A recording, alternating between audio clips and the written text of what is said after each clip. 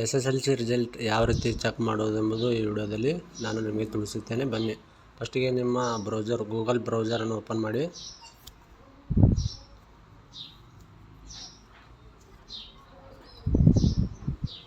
ಅಲ್ಲಿ KARRE ಇಲ್ಲಿ ಫಸ್ಟಿಗೆ ಆಪ್ಷನ್ ಬಂತಲ್ಲ, ಕರ್ನಾಟಕ ರಿಸಲ್ಟ್ ಮೇಕಿಂಗ್ ಅಂತೇಳಿ ಅದು ಸರ್ಚ್ ಮಾಡಿ. ಫಸ್ಟ್ ಆಪ್ಷನ್ ವೆಬ್ಸೈಟು,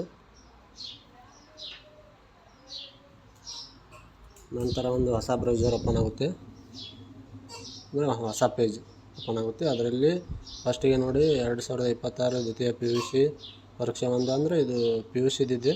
ಇಲ್ಲಿ ಕೆಳಗಡೆ ಕೊಟ್ಟಿದ್ದಾರೆ ನೋಡಿರಿ, SSLC 2026 1ರ ಫಲಿತಾಂಶ ಪ್ರಕಟಣೆ ಅಂತ ಕೊಟ್ಟಿದ್ದಾರೆ. ಅಲ್ಲಿ ಕ್ಲಿಕ್ ಮಾಡಿ. ಅಲ್ಲಿ ಕ್ಲಿಕ್ ಮಾಡಿದ ನಂತರ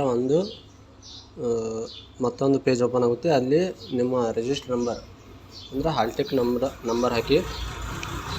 ಇವಾಗ ನಾನು ಹಾಕ್ತೀನಿ ನೋಡಿ.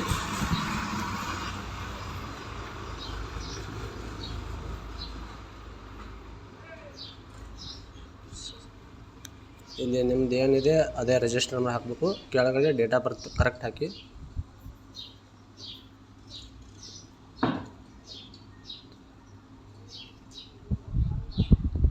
ಆಮೇಲೆ ಡೇಟ್ ಆಫ್ ಬರ್ತ್ ಹಾಕಿದ ನಂತರ ಇಲ್ಲಿ ಕೆಳಗಡೆ ಸಬ್ಮಿಟ್ ಅಂತ ಇದೆಯಲ್ಲ, ಅಲ್ಲಿ ಕ್ಲಿಕ್ ಮಾಡಿ. ಸಬ್ಮಿಟ್ ಮೇಲೆ ಕ್ಲಿಕ್ ಮಾಡಿದ ಮೇಲೆ ನಿಮಗೆ ರಿಸಲ್ಟ್ ಶೋ ಆಗುತ್ತೆ. ಚೆಕ್ ಮಾಡ್ಕೊಳ್ಳಿ.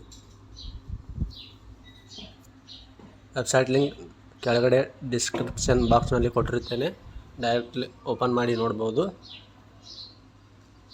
ವಿಡಿಯೋ ಇಷ್ಟವಾದರೆ ಲೈಕ್, ಶೇರ್ ಹಾಗೂ ಸಬ್ಸ್ಕ್ರೈಬ್ ಮಾಡಿ.